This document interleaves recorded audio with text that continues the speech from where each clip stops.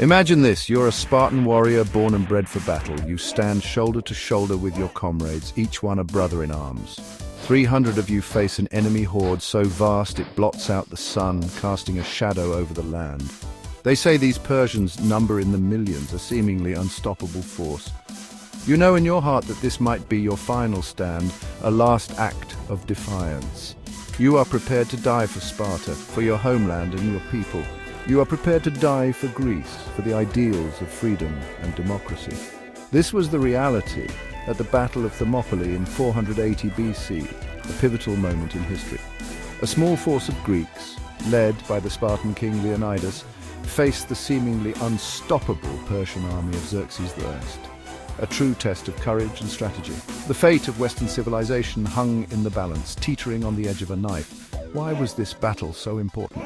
What made it a defining moment? The Persian Empire was a superpower of its time, vast and powerful.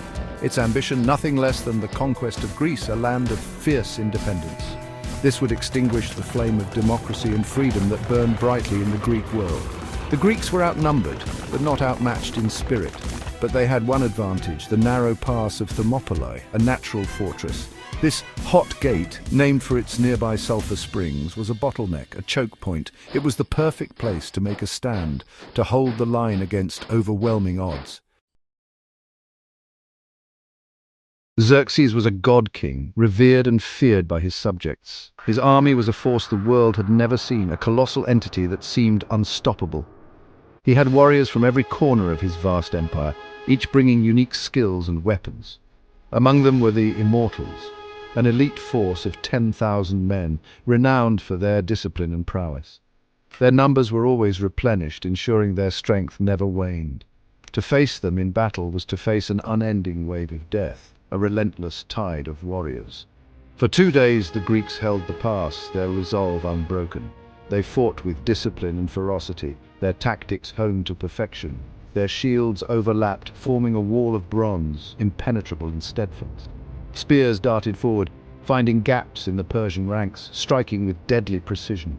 The ground became slick with blood, a testament to the ferocity of the battle.